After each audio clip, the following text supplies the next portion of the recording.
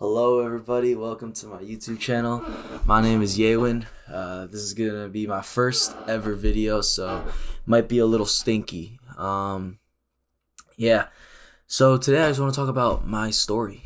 My story on how I found God, and how I discovered God, and kind of got to the point where I am today, because it's been a journey to say the very least. So this whole thing starts around 2 years ago when I was going through the canon event depression, quote unquote depression, that almost every teenager goes through. That existential crisis where you ask yourself, what's the meaning of life? Do my friends like me? And your hormones are pumping through your whole entire body.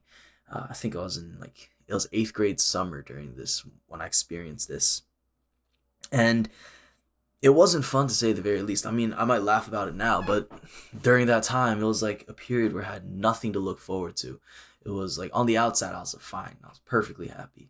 But then me and you both know when it's just you and your thoughts in your room, it is a complete different story. And basically, like, it got to the point where I just felt like there was no meaning behind anything I did.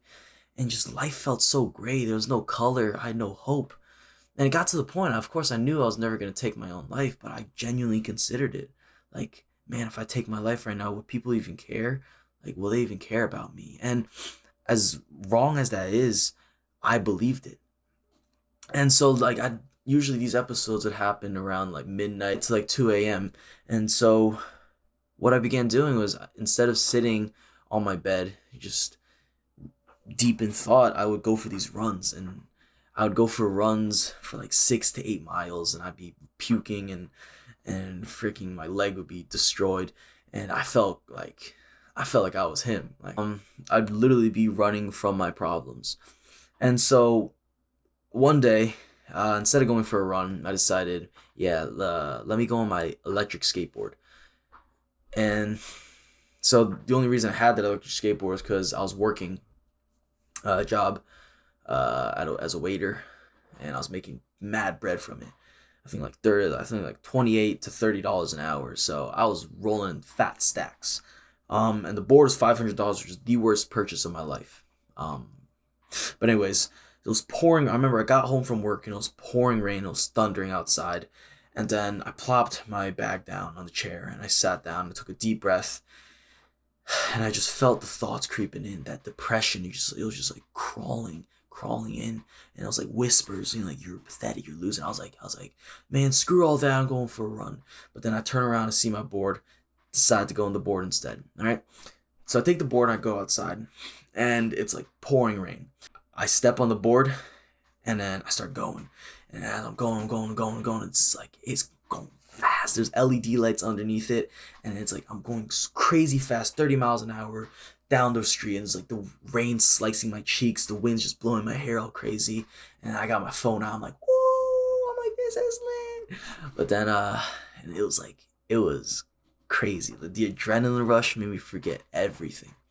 Um, then I hit a rock, and so basically, I went flying forward.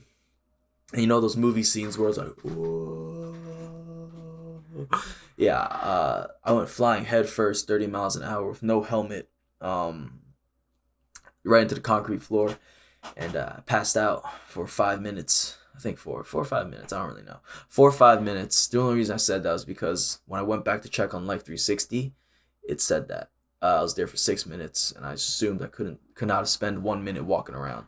So I was out for 5 minutes. And I remember waking up to like this person who, I feel like it was Indian, but it was like this person shaking me on my shoulder. It was like, hey, are you okay? Are you okay? It's not safe out here. What are you doing? It's not safe out here. What are you doing? And then I remember I was like in so much shock that I just sprung right up, and I was like, yeah, thanks, I'm fine, I'm fine. And then I'm like walking over, I'm freaking wobbling all over the place. And then I go to get back on my board, but I realize my glasses were gone. So I turn around, find my glasses on the floor, put them back on. And as I turn around, because I was thinking, wait, somebody just talked to me. As I turned around, there was nobody there. Zero. Nobody was there. And I said to myself, bro, I swear I heard someone. And so here's the thing, like, I knew for a fact I was hurt. Okay, like I hit my head really hard, and I know for a fact I was out for at least 4 minutes. And I also know that I hurt someone because I felt the presence there, but I didn't see anybody. I saw nobody with my glasses on, and I just thought like, I'm like, yo, bruh. So I get on my board and I go home. It was scary for me because that made me realize something, which was whatever cycle of depression that I was in, it could not keep going. And so from that day on, I just could not stop thinking about like, man, who was that person that saw me? I'm like, was it like a friend, like a friend's parents, some random Indian dude? I'm like, who could have been there? It was like 12:30 midnight, pouring rain with thunder. Like who could it have been? And if they did rescue or quote unquote rescue me or check up on me, why did they leave right away? And so from that moment on, I realized one thing. I personally believe that was God. I mean, you guys could believe whatever you want. From that day on, I realized one thing. It was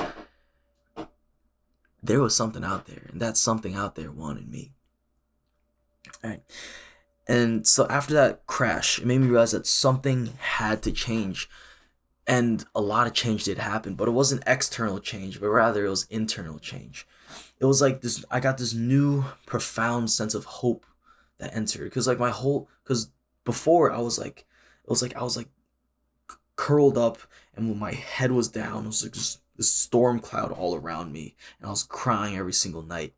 But then after that crash, it made me, it's like I looked up now, and then I saw God's hand reaching down at me.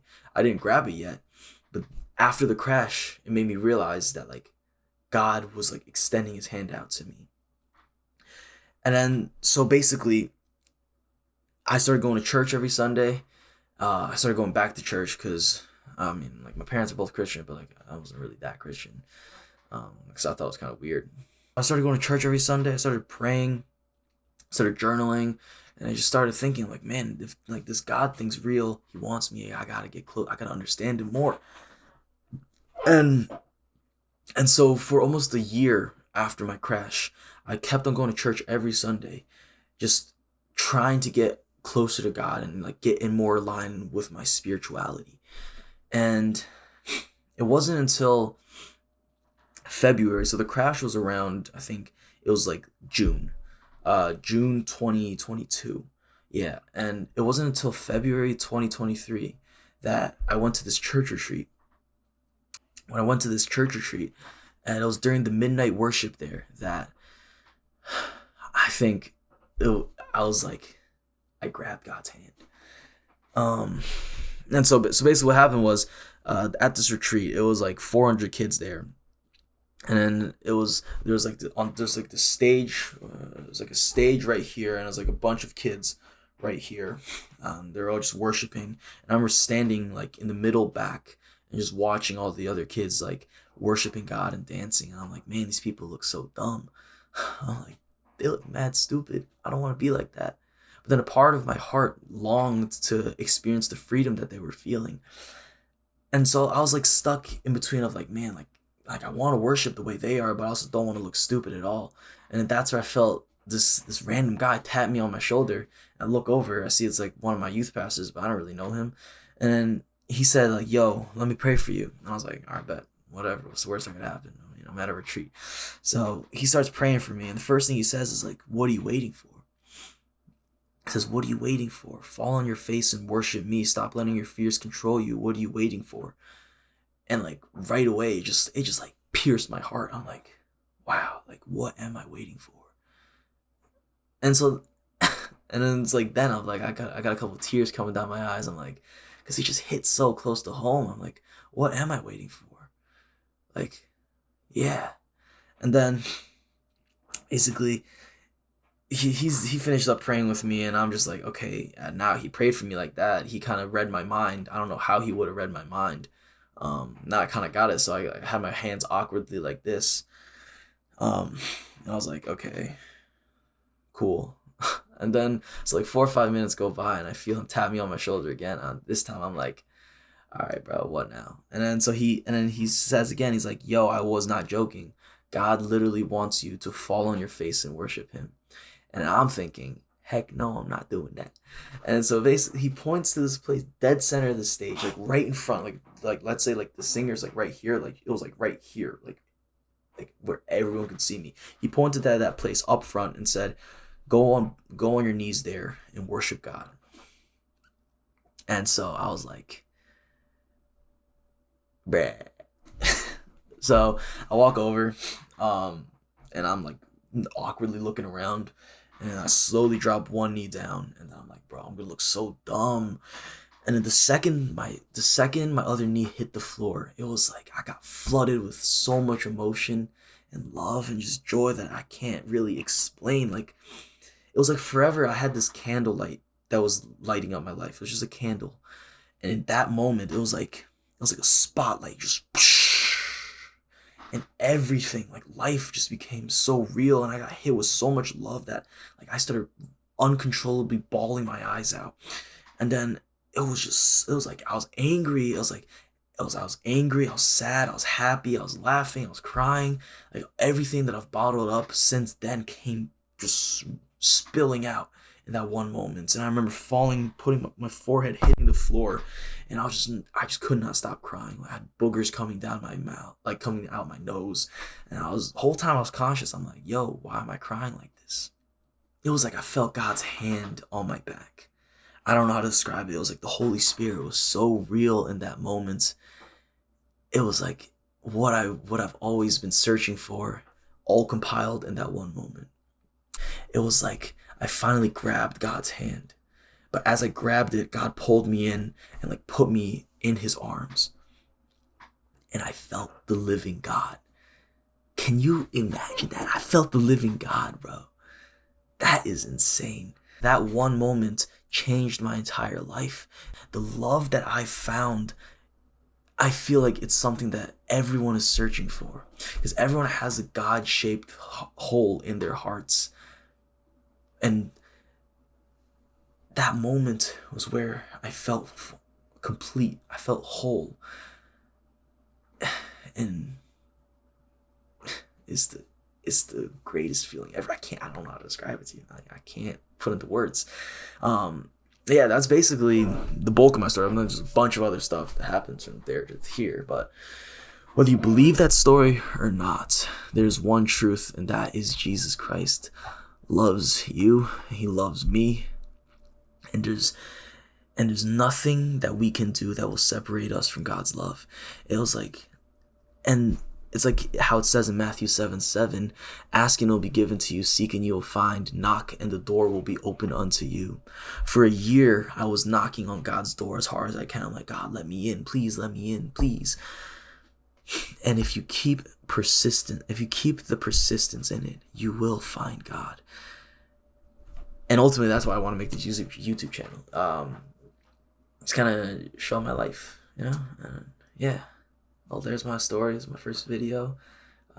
Thank you for watching. I don't really know what else to say. I hope you have a great, beautiful rest of your day. Like the video, and subscribe, wherever that is. Peace out.